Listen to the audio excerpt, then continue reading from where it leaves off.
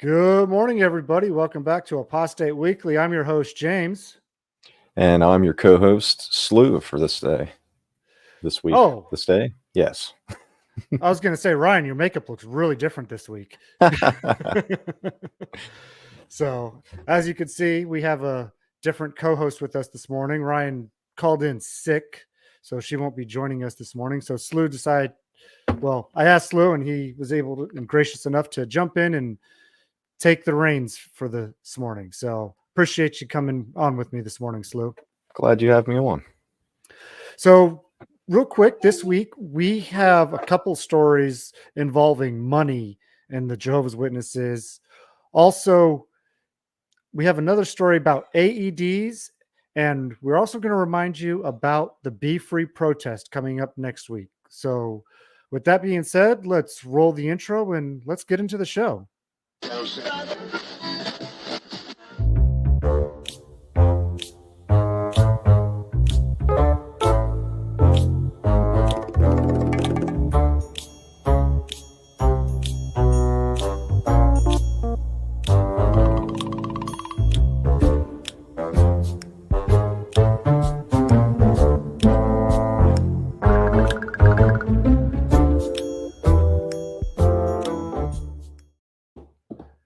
All right.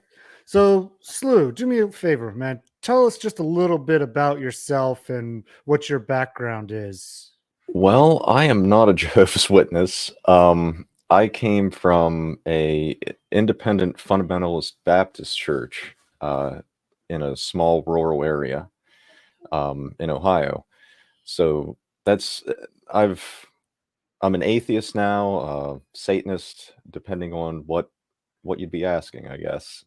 Skeptic, all of those things.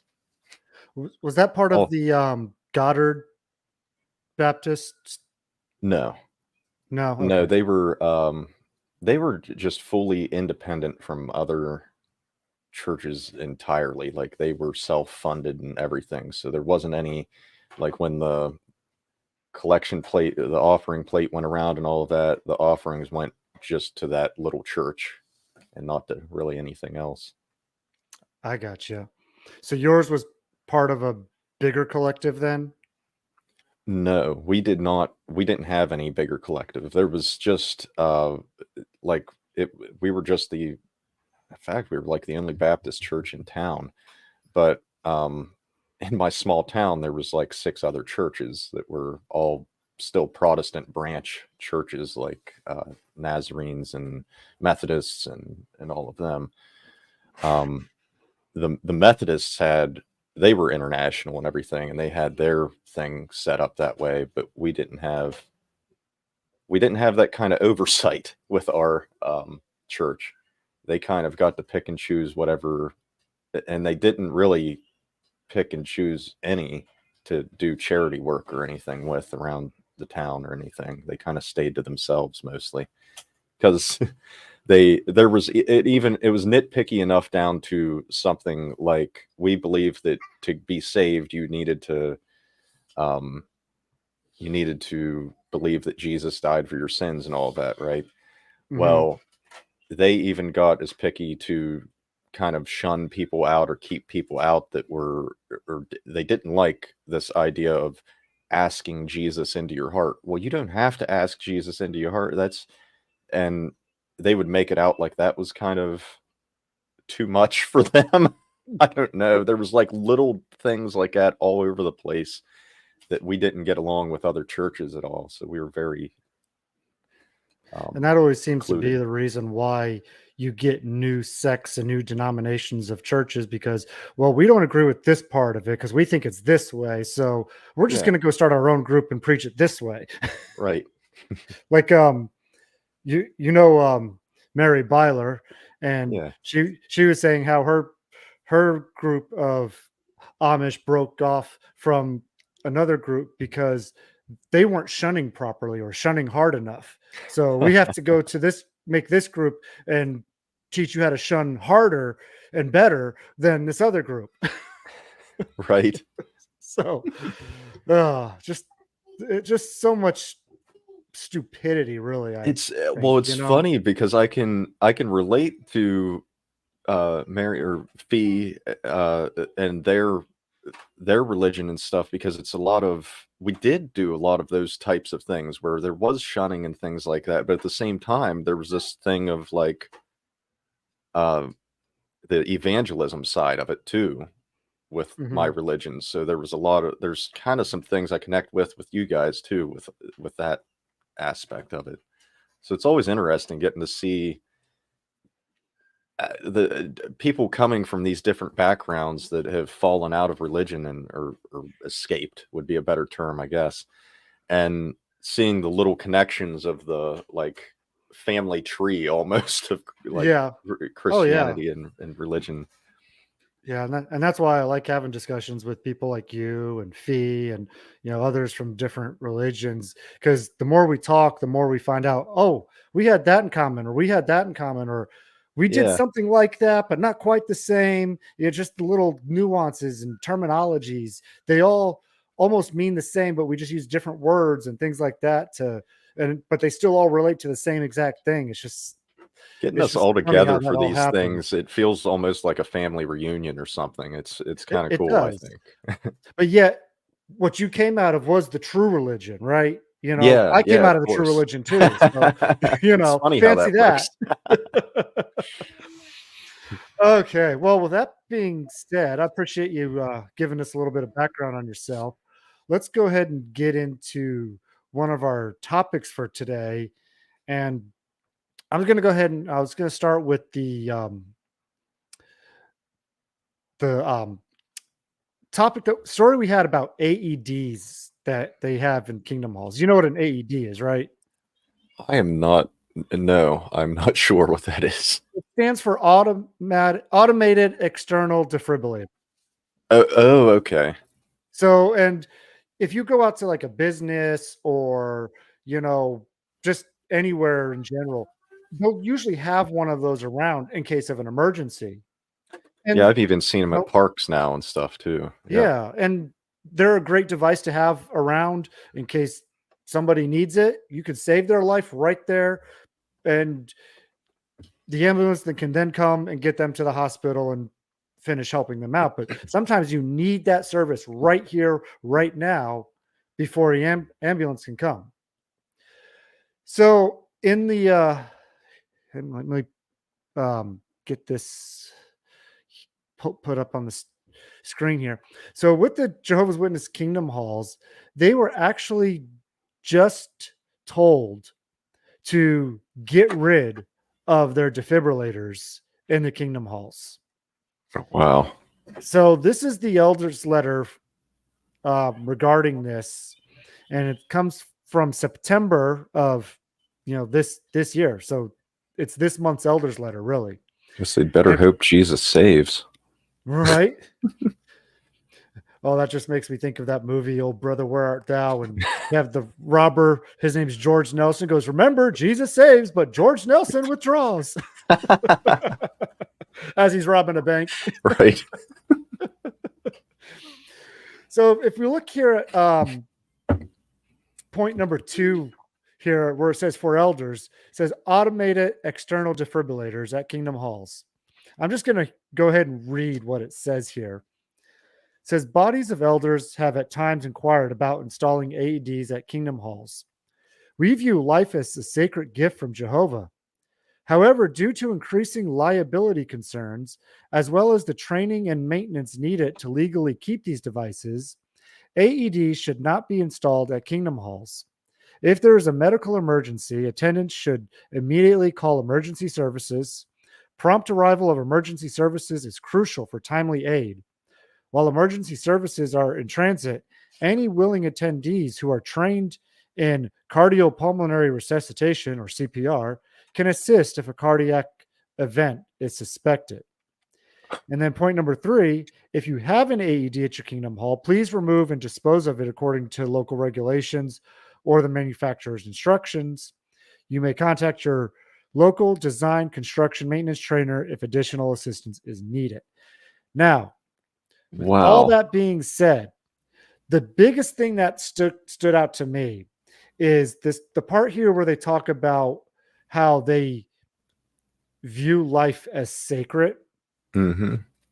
But we're at the same time telling you we're going to take away life-saving devices for your sacred life. Well, not this life. I mean, this life isn't sacred. Yeah, exactly. Exactly.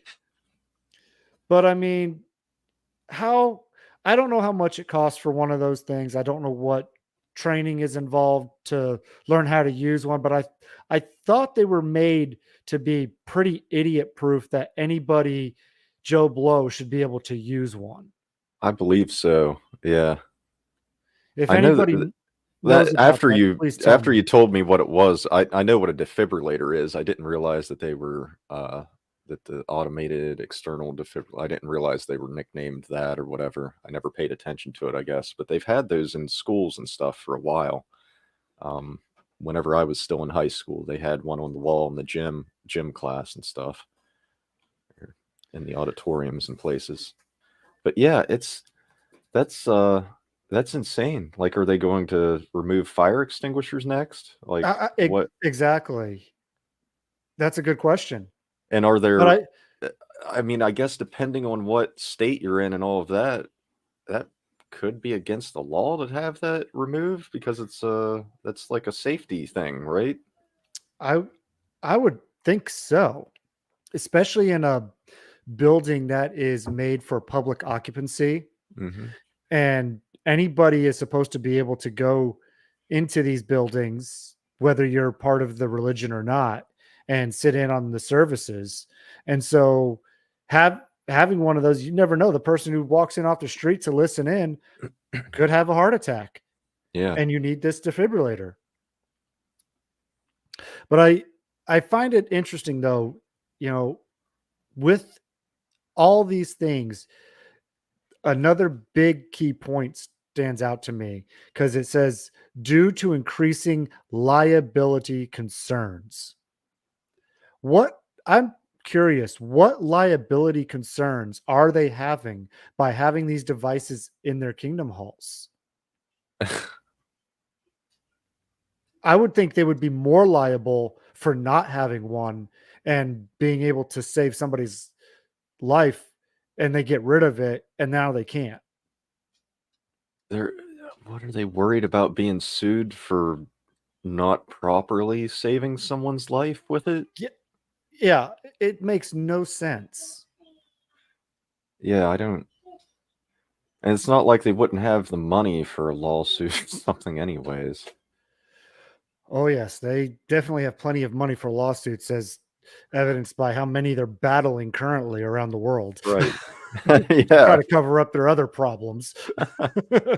like most churches. The doc says they're easy to use, and I thought so. You know, Yeah.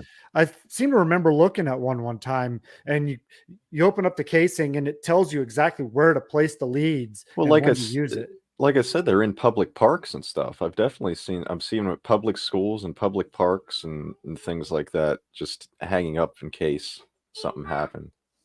And even despite the liability concerns, I know for a fact that in America, at least, we have what's called Good Samaritan laws, where even if you're not a trained medical professional and you're trying to help somebody in an emergency and you're doing the best you can, you're not going to be sued or be liable if you mess up because you're doing the best you can, in an emergency situation. Yeah. Obviously you're not going out practicing medicine as a everyday Joe Blow, but in an emergency, if you're trying to help somebody, you're covered in this country.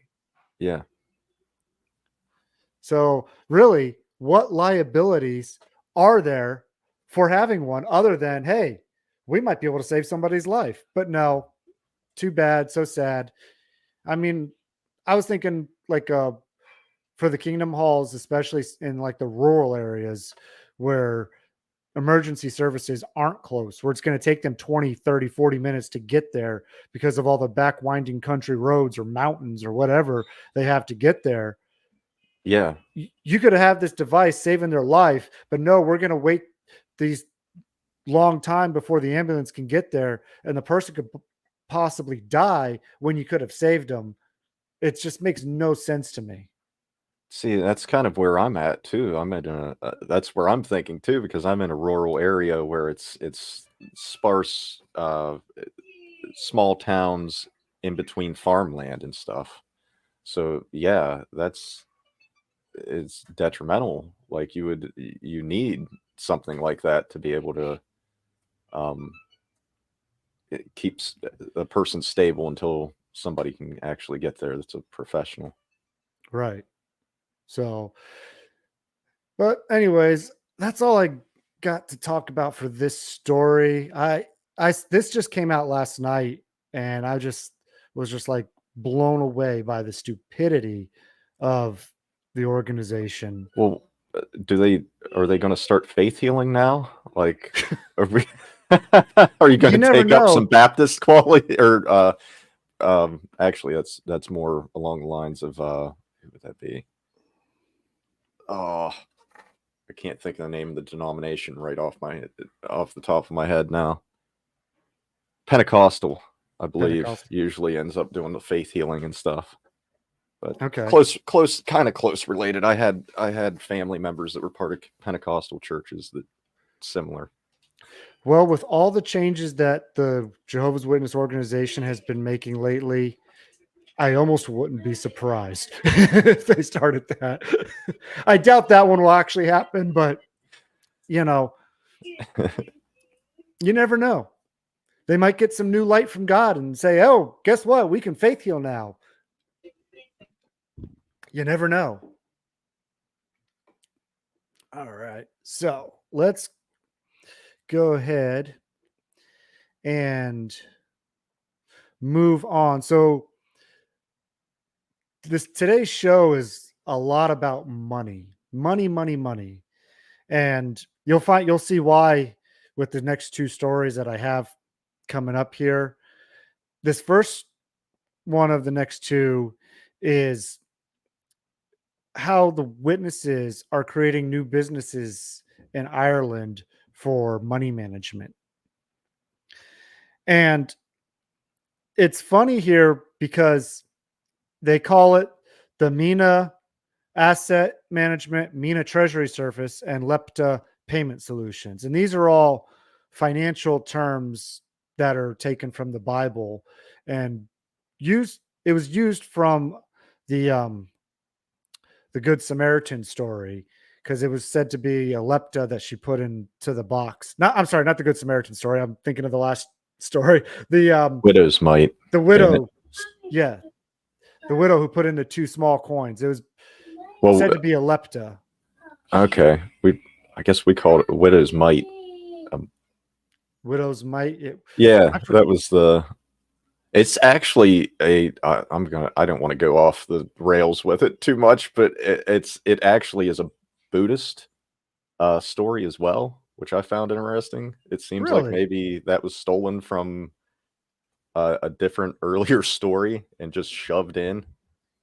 Hmm. I've looked into it before, and it's crazy when you look into that part of it too. That's interesting. I didn't know that. So, and I'm sure you probably don't know this part about the Jehovah's Witnesses. So they don't pass around a collection plate at their kingdom halls during their services. They just have boxes in the back marked contribution for you to put money into. Huh. And this has been going on for a long time since I can remember. But with all the lawsuits and the awareness being brought to the religion about how they handle things like child sexual abuse and their shunning policies and other things like that, they've really been in a restructuring type of phase, trying to get their money to work for them more in the long run to keep them afloat for the long haul. And getting these, forming these asset services and corporations is one of their strategies that they're using to do this. And so what they're doing is they're combining this with their real estate transactions that they have to be able to liquidate high value properties.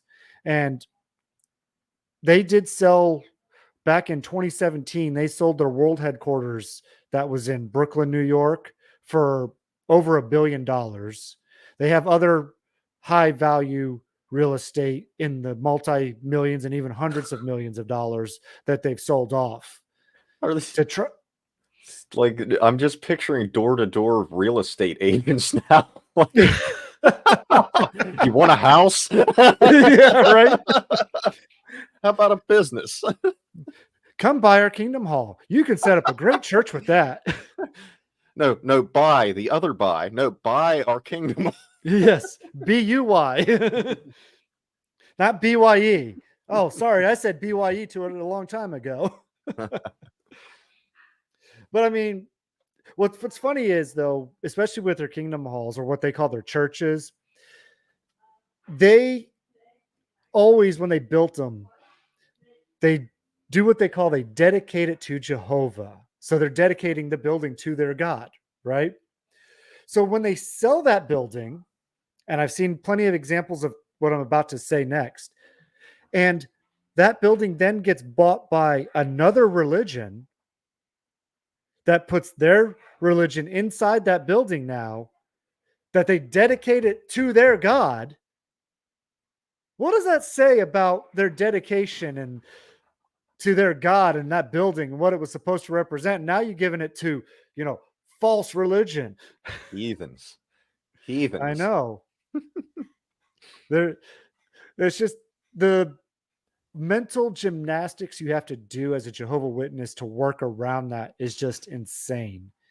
Because I know for a fact, and my dad, he's in the chat right now. He'll know this. The Bayonet Point Kingdom Hall sold and another church bought it and is being run out of that building. So, and it's a Kingdom Hall that I actually used to attend when I lived in Florida. So is the dedication thing, is that kind of like a blessing, like the Catholics bless things and stuff? Or is that more or I less guess you could, kind of like what do you call that, where you'd like hit the champagne bottle off of something and a call it a, christening. yeah, is it like that? Or I would say it's probably more along the lines of a blessing. It's the Jehovah's Witness version of it, even though we never okay, use the word blessing for it. But I guess you could call it that. got you. So, yes, exactly. Religion's all about smoke screens. Yep. It's how they keep you blind and dumb. But anyways, moving on here with this story. So they've brought in people who have been in the financial industry and that are pretty big wigs in it. Guys who have been CEOs and run companies and multi-million dollar companies are being brought in to set up these management corporations for the organization. And mind you, these have all been set up in Ireland. Now, what's significant about Ireland? I really don't know what's significant about setting it up in Ireland, other than the only thing I could think of is it might be because they want to have their assets in different countries so they can play the shell game and move their funds here and there when they need to look broke when they need to for the government. And that's about the only thing I can think of why Ireland at this point, because Ireland hasn't been in the news a whole lot when it comes to Jehovah's Witnesses. So might be just a strategic move as far as going to that country is concerned. And these are the guys on the screen here. These are the guys that are running these companies. As you can see, there's quite a few of them. And this guy here, this last guy here, he's particularly known for leveraging Ireland's tax benefits for managing assets. So that's another big thing for them, is keeping their tax exemption and all that. So, oh, see, I didn't know that, Sam. Thank you. Ireland has the lowest tax rates in the I was gonna EU. I was gonna say it has to be like taxes or some kind of laws that are less stringent on things is what I would guess. Corporate, Yeah, I really have no idea what the laws are over there. So, yeah. but yeah, so that's the first of the uh, money stories there. I'm going to bring you to the second one here. Now, the second one, as our viewers will know, we've been talking about the commission in New Zealand and reporting on that. Now, what is great is the witnesses, if you recall, have been the only organization in New Zealand that were trying to get the report early and also trying to stop the report from being released in New Zealand from what the commission had on their child sexual abuse practices. The only organization to do this. So, this I think is a bit of good news. Check this out. They must pay $48,000 in court costs for their failed bids to be excluded from the abuse inquiry. This is starting to bite them in the ass. And I love it because they are just so shady on trying to keep these reports hidden and keep it away from the public. And like I said, the only organization to do that, which is just insane. And this isn't just a one-off thing. They tried to do it several times over the course of the 3 years. And they kept on getting denied, getting denied, getting denied. And then finally, they agreed to pay $32,321 in court costs to the Crown for the judicial review and $13,212 for the claim made to the Court of Appeal, according to the Crown law documents released under the their Information Act. So this is just great. All these fees for basically wasting the court's time. Wow. And that's all they're doing. They were wasting the court's time. And that's what these religions like to do when they get into these situations. They want to try to waste time, make appeals, do this, do that, anything they can do to slow down the process or stop it or keep it from the public eye, they're willing to do. Especially when it comes to these child abuse cases that they're trying to cover up, because they don't want their own members to know how badly they're screwing this shit up. Well, also, the longer that they're able to hold off from having to pay anything out, the more money they're making off of their interest and stuff, off of all of the real estate, all of the things they have going on, all of their Right hands in all of the money. So now, they get to grow that money out another 3 years or whatever while they're doing all of that. ultimately, $48,000 for an organization like the Jehovah's Witnesses isn't really a whole lot. So it's not like it's hitting their Yeah, pocketbooks hard to have to pay these fines. right. However, it's good to see this happening because it's showing New Zealand and it's showing the Jehovah's Witnesses that, you can't just screw around and expect to get away with it. You're going to pay Yeah. something. You're going to be held accountable. And that's, even though it's not a lot of money, I think the lesson of them being held accountable is fantastic. Yeah. It's great. And Sam here says, unfortunately, 48K would only buy Let, who's one of the governing body members, a new watch. Yeah. Sam, I don't think Let would buy that cheap of a watch. So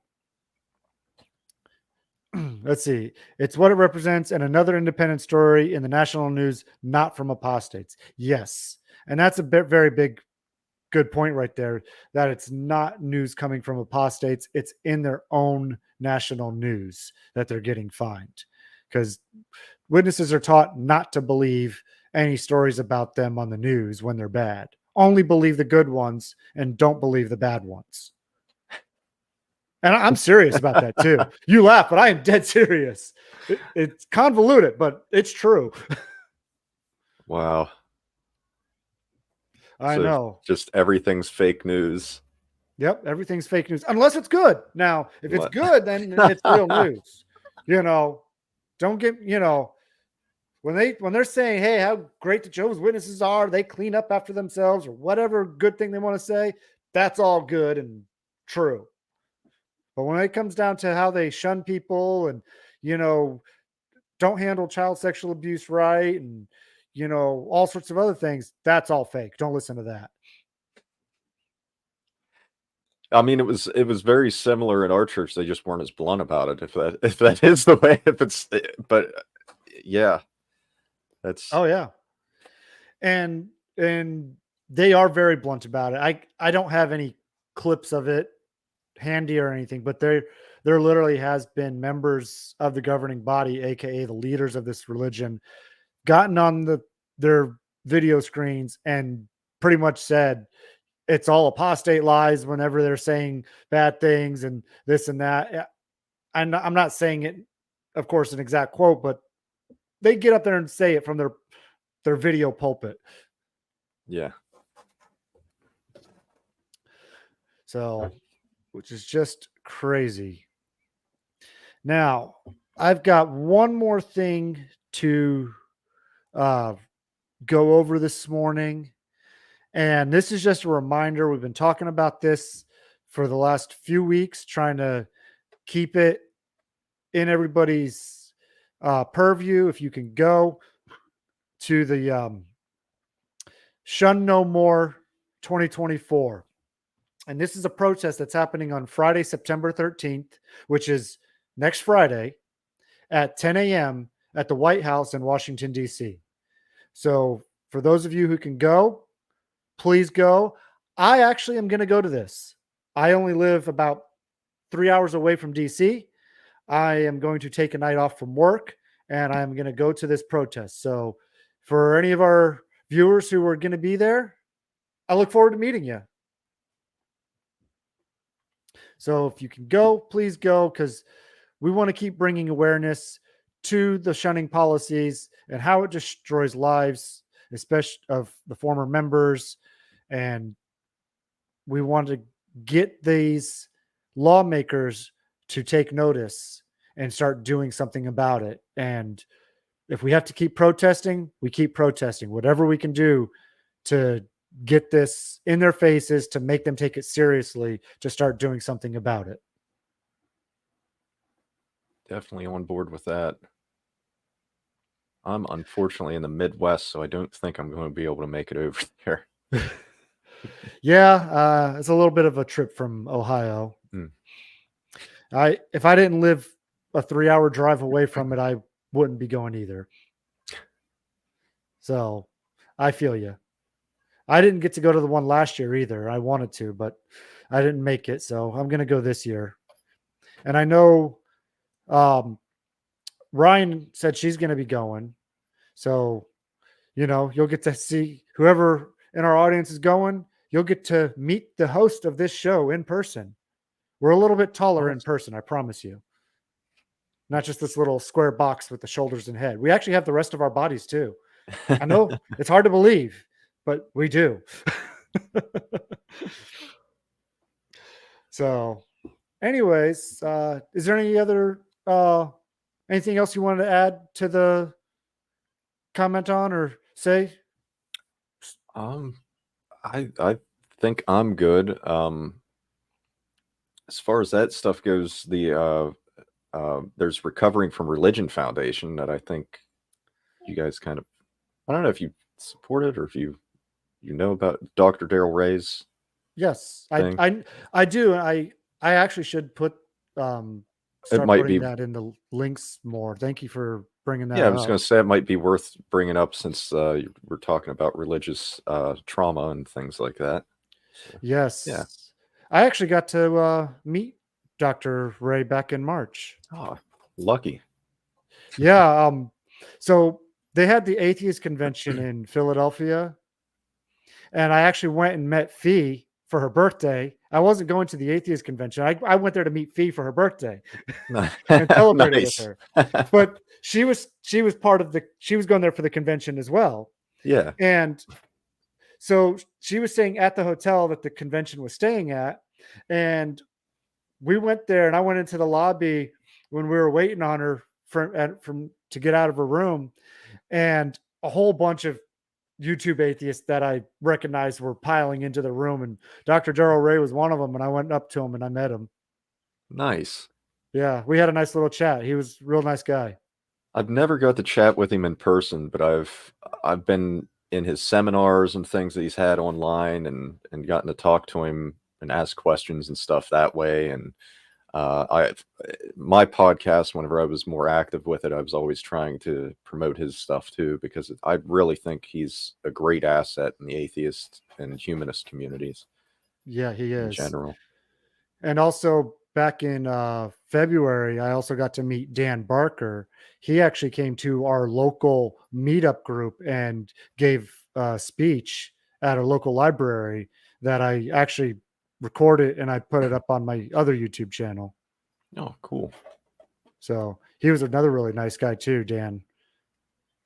So, but anyways, with that being said, appreciate everybody joining us this week for the show. Don't forget to hit the like button and subscribe and share this and get it out to the YouTube algorithms. And as always, apostate your way, and we will see you next week. Take care, everybody.